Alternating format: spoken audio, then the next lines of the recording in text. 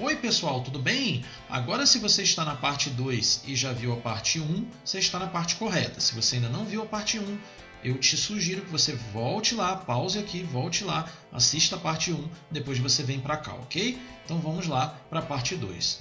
Essa parte 2 então vai abordar a corrida em si do GP de Dallas de 1984, toda a repercussão, todas as curiosidades, todos os bastidores, ok? Então vamos lá. Nós não tivemos muita melhora no Q2 de sábado, exceto Derek e Warwick, e dessa forma então o Senna largaria na sexta posição, 1 segundo e 2 da pole do Nigel Mansell, menor diferença até então, e a Toleman se mostrava cada vez em melhor forma. A tensão já foi grande, pois não havia certeza de que teríamos corrida até o momento da largada de fato, esta que para variar também foi atrasada, tinha sido marcada para as 11 horas do horário local para ter o máximo de audiência no continente europeu, porém por causa da repavimentação da pista feita às pressas com cimento de secagem rápida, não houve possibilidade de fazer a largada no horário exato. Os pilotos receberiam a bandeira verde do ator Larry Hagman e quem vencesse receberia uma guirlanda de flores da atriz Linda Gray. Eles eram os principais atores de TV da série Dallas, por isso foram os convidados então para a prova. Larry Hagman, que ficou muito famoso no Brasil não pelo seu papel em Dallas, mas pelo seu papel na série que foi um sucesso absoluto nos Estados Unidos na década de 60, Ginny Eugênio, onde ele interpretava o Major Nelson e fazia par romântico com a atriz e símbolo sexual americana dos anos 60, Barbara Eden. Outra curiosidade é que o cálculo de voltas foi errado 2 vezes. Primeiro, a prova era planejada para ter 78 voltas, caiu para 68, porque eles viram que ia ser impossível os pilotos completarem 78 voltas em 2 horas. Eles desceram a prova para 68 voltas, porém também não foi possível completar as 68 voltas com Keck Rosberg fazendo apenas 67. Conforme vocês já viram, a pista teve inúmeros reparos antes da prova e o Derek Ongaro tratou de aprovar tudo às pressas antes que não houvesse largada, porque o Lauda e o Prost estavam tentando mais uma vez fazer um boicote à prova. Arnoux não largou, pois a Ferrari não conseguiu ligar e teve de largar da última posição. Com 34 graus de temperatura, esta que ainda iria subir muito, Mansell teve uma ótima largada, tomando a ponta, mantendo-se em primeiro 3 carros mais ou menos de vantagem para Hélio De Angelis, que segurava um grande comboio de carros. Estava à frente do Warwick, do Senna, do Lauda, do Rosberg e o do Prost. O François Resnaud já bateu na primeira chicane, tirando uma das Ligiers da prova. Senna, que largou em sexto, já era quarto quando rodou sozinho e destruiu sua própria corrida, indo para o fim do pelotão e ainda tendo que ir para os boxes para fazer um pit, pois acabou destruindo um dos pneus e com esse pit acabou tomando uma volta. Cecotto colidiu com Resnaud da Ligier, que já tinha batido lá na chicane, e teve que fazer uma parada também, ou seja, o fim de semana da Toleman estava totalmente arruinado. De Angelis, na verdade, estava com problemas na sua ignição eletrônica que estava falhando, por isso que ele estava segurando os outros carros, sendo então ultrapassado por Warwick na volta 4. Mais tarde, Lauda também passou o Hélio, enquanto Mansell via o Warwick crescer no seu retrovisor. Mansell também a essa altura já sofria com a alta temperatura dos pneus dianteiros do seu carro, esses que se desgastariam mais tarde precocemente. Na volta 10, o Cheever bateu na primeira chicane e estava fora. Beloff também achou a parede do hairpin e danificou as 2 suspensões do lado direito do seu carro, abandonando a prova. O Warwick na volta 11 tentou ultrapassar o Nigel, saiu do trilho, caiu em cima dos marbles e acabou escorregando, indo parar na barreira de pneus. Era o fim da prova do Warwick, num fim de semana que parecia que tudo ia dar certo para ele. Ele estava muito bem nesse fim de semana, mas ele mesmo o destruiu. Poucas voltas depois, a ignição de Hélio De Angelis parou de falhar, ele rapidamente recuperou ritmo, fez pressão em cima do Lauda, ultrapassou o Lauda, colocando os carros negros de Ketteringham na frente. Era Lotus de novo, na ponta da prova. Patrese e De Cesaris abandonaram, pois caíram em buracos da pista e seus carros não resistiram. Dessa forma, as alfas já estavam fora da prova por causa da batida de Ed Cheever voltas antes. Lembra do Arnoux? Então, na volta 16, ele já era o 12º colocado, tendo superado 9 carros até então, lembrando a vocês que só 25 largaram na prova. O Rottengarter, da Spirit, abandonou após seu pit stop, porque ele teve um vazamento de combustível dentro do cockpit, que aliado ao calor e à evaporação da gasolina, o piloto teve que parar, não por um problema no carro necessariamente, mas sim porque ele não conseguia respirar, e era tão difícil de tanto que o carro sacolejava, bumps na pista, isso já dificultava os pilotos a respirar. Lembrem-se do vídeo anterior que o Hélio De Angelis já tinha reclamado que não estava conseguindo respirar dentro do carro porque ele sacolejava muito, e vocês ainda imaginem combustível vazando dentro do carro e o vapor de combustível com isso tudo. Enfim, o piloto teve que parar, a temperatura ambiente já passava dos 36 graus e ele simplesmente desistiu porque não conseguia mais respirar dentro do cockpit. Na volta 19, Rosberg passou Hélio De Angelis, esse que também sofria com os pneus dianteiros. Isso talvez foi muito bom para o Rosberg, pois ele sofria com o carro saindo de frente o ano inteiro e agora meio que estava em igualdade de condições, pois, abre aspas, suas suspensões novas diminuíram a saída de frente da FW09 e igualavam o carro aos outros carros da pista.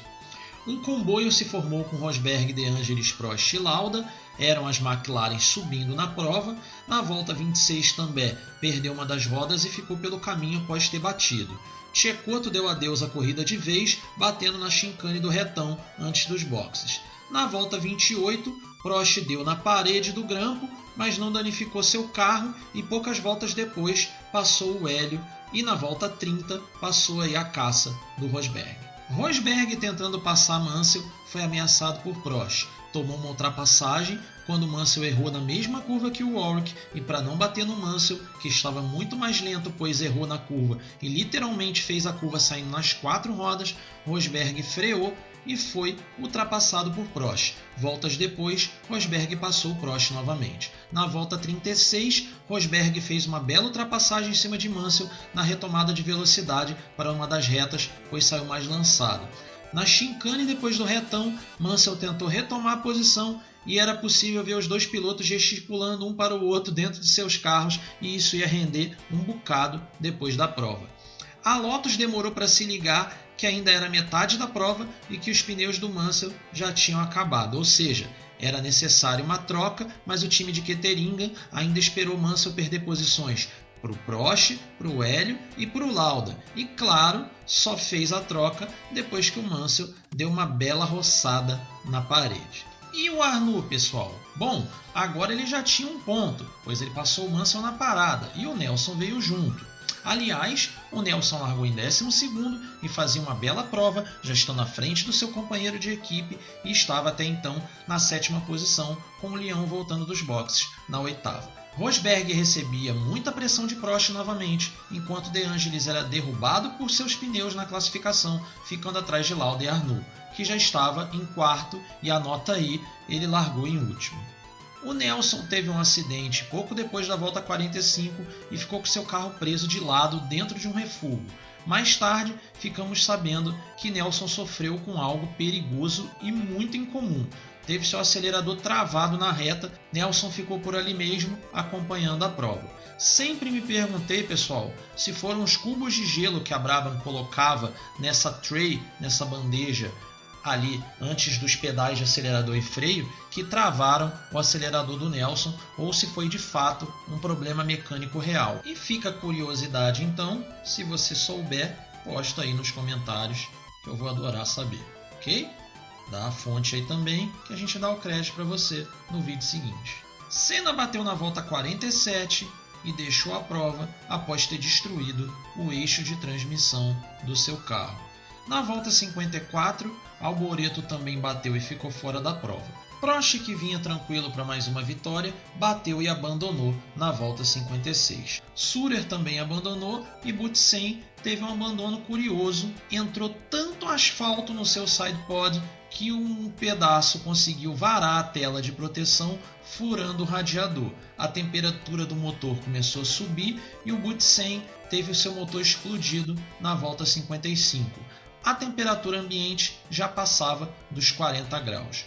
Pouco tempo depois, na volta 60, o Lauda bateu praticamente no mesmo lugar. E com os carros batidos, formou-se uma fila de carros após o hairpin, algo bem curioso. Arnoux passou De Angelis e chegou em segundo, mais de 20 segundos atrás do Rosberg. Mansell bateu a poucas curvas do final, destruindo seu eixo de transmissão e ficando sem marchas.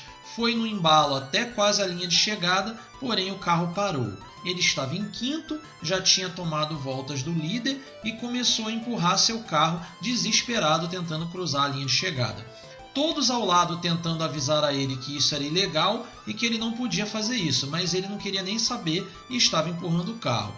O Ghinzani, com a Ozella, passou o Mansell e pouco depois o Nigel caiu na pista desmaiado. Foi socorrido e ficou sabendo que seu esforço foi feito em vão, pois ele ia chegar em sexto de qualquer forma, empurrando o carro ou não, pois os carros que estavam atrás dele já tinham tomado mais voltas e não tinham como descontá-las. Então, dessa forma, todo o esforço de Mansell foi em vão. O Conrado Fabi chegou na sétima posição e, como disse, algumas voltas atrás do Mansell, então não tinha como o Conrado ganhar a sexta posição e muito menos o último colocado dos que terminaram, o Hülkenberg. Só 8 carros terminaram a corrida. Laffite entendeu desde o início que essa seria uma corrida de ritmo e de resistência e chegou na quarta posição, sendo premiado pela bela corrida que fez e extremamente conservadora.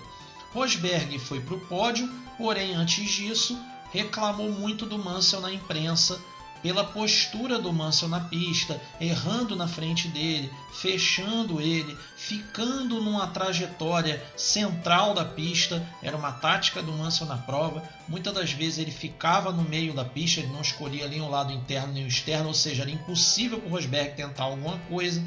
E o Rosberg reclamou do Mansell na imprensa dizendo o seguinte, abre aspas, não é assim que pilotos de Fórmula 1 agem numa corrida, fecha aspas. Ficou o dito pelo não dito, o Mansell se defendeu dizendo que não fez nada, que quando o Rosberg perdeu a posição foi porque o Mansell errou e que o Rosberg tinha a opção de bater nele se ele quisesse, mas claro, o Rosberg conseguiu frear e perdeu a posição para o Prost. Enfim, os dois brigaram um bocado, batendo boca literalmente no fim da reta a quase 300 km por hora. O Senna chegou nos boxes furioso e disse ao Guerin e ao Simons que bateu, pois o muro se mexeu.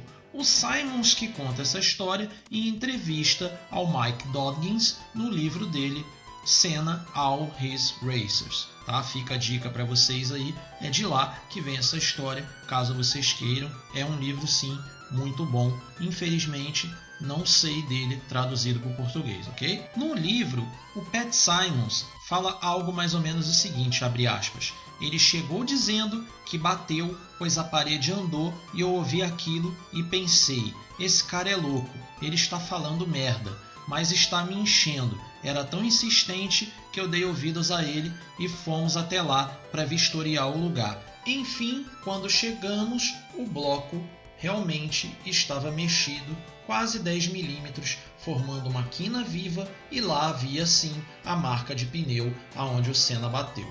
Fecha aspas. Ele recorda isso com total espanto e termina dizendo: era tão preciso que bastaram 10 milímetros de uma quina de bloco de concreto para fora para ele bater ao invés de simplesmente errar e roçar na parede. Fecha aspas. Simon já falou outras coisas sobre Senna. No livro do Christopher Hilton, ele diz o seguinte, abre aspas, Senna era estranho, mas era surpreendente. Era o único piloto que conheci que dizia o que tinha que melhorar na volta em cada trecho e sabia milimetricamente aonde tinha que melhorar, quanto ia ganhar em cada trecho e quanto ia virar no final da volta. A gente em nenhum momento precisava dizer para ele aonde ele tinha que melhorar. Ele sabia isso tudo sozinho. E no final virava exatamente o tempo que dizia que ia virar. O Simons termina dizendo o seguinte, pessoal. Senna pilotava muito rápido. mas parecia que seu cérebro estava numa zona de conforto, em câmera lenta. Processava detalhes e elementos bem devagar, de forma bem minuciosa, mesmo estando dentro de um carro a mais de 300 km por hora. Fecha aspas. Gravem essa informação, pessoal, porque eu, muitas das vezes, quando li essa informação, principalmente vindo do Pete Simons, né, que é um cara que mais tarde a gente sabe o que virou, eu duvidava muito que isso fosse verdade. Só que eu comecei a ver histórias parecidas com essa na Lotus, na McLaren, até finalmente sair aqui no YouTube o documentário The Team, Season with McLaren Team, que é um documentário que faz toda a temporada de 93 nos insides, nos bastidores, nos backgrounds da McLaren, e na parte que retrata o GP de Monza é inacreditável. Eles conseguiram filmar uma conversa do Ayrton com George Oscanelli, e o Ayrton chega para o Oscanelli e faz exatamente a mesma coisa. Ele vai para a pista, mostra para o Oscanelli depois aonde ele está perdendo em cada trecho, diz para ele quanto que precisa melhorar em cada trecho e quanto que ele vai melhorar no final. Eu lembro isso com detalhes, porque ele chega para o Oscanelli e fala assim: vou virar se acertar tudo meio segundo mais rápido, e é dito e feito. Ele vira os meio segundo mais rápido. É assustador esse documentário, porque ele prova que isso não era mentira. Eles tinham uma noção de décimos de segundo trabalhando no cérebro. Ele sabia quanto ia ganhar em cada trecho, quanto ia perder, quanto ele estava perdendo em tração, em frenagem, em aceleração, e quanto ele achava que o carro podia entregar para ele caso ele acertasse tudo. Era impressionante o detalhismo no qual ele trabalhava. O Hawkrid chegava a brincar, isso está no livro do Ernesto Rodrigues, o Hawkrid chegava a brincar dizendo o seguinte: eles têm telemetria, a gente tem o Senna. Ele diz isso porque ele está se referindo, o próprio Ernesto explica, ele está se referindo ao detalhismo do Ayrton. O Ayrton passava absolutamente tudo para eles. Como era a curva, ele dividia cada curva em 3 estágios, ele passava para os engenheiros como o carro estava se comportando na entrada da curva, no meio da curva, na saída da curva, em cada curva, cada reta, ele passava para os engenheiros os revs que o carro chegava no fim de cada reta, ele passava a marcha que estava usando, ele passava absolutamente tudo possível de um piloto fazer.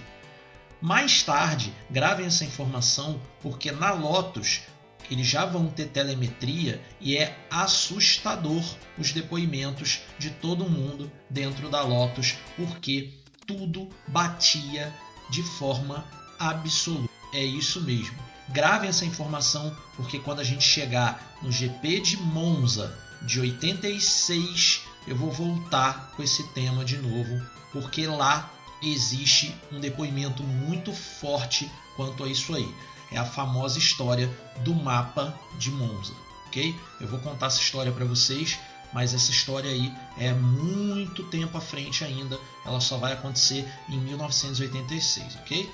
Agora, pessoal, eu vou contar algumas curiosidades para vocês sobre esse GP de Dallas, então vamos lá. Foi a corrida de número 150 do Lauda, a primeira pole do Mansell, foi também o pódio de número 90 da Lotus, no caso com o Hélio. Foi a primeira dobradinha da Lotus na primeira fila ali de largada desde 1978 no GP da Holanda, que a Lotus não fazia 1-2 na primeira fila. Foi a terceira vitória do Rosberg. Foi a terceira vitória da Honda na Fórmula 1 e era a 18ª vitória da Williams ainda na Fórmula 1, Williams que teria muitas vitórias ainda depois disso. O Ghinzani, com aquele 5º lugar, fez os únicos pontos da sua carreira na Fórmula 1, lá pela Osella. Foi o GP de maior temperatura ambiente da história da Fórmula 1, mais de 40 graus Celsius, e 66 graus Celsius no asfalto. Ok, pessoal? Uma última curiosidade é que depois do pódio, o Rosberg comemorou a vitória com o Hélio e com o Arnoux relaxando na traseira de uma picape fumando cigarro. Até o próximo vídeo. Eu espero que vocês tenham gostado aí desse monte de curiosidades do GP de Dallas. Rendeu 2 vídeos de tanta informação que esse GP produziu. Eu espero que vocês tenham gostado do vídeo. Se vocês tiverem gostado, deixem o seu like aí para ajudar o canal. Se inscrevam se vocês não forem inscritos ainda. E ativem o sino de notificações para vocês ficarem sabendo quando tem vídeo do canal. Lembrando a vocês que os vídeos sempre saem quarta-feira, 6 da noite, ok? Até semana que vem com mais um vídeo. Até lá!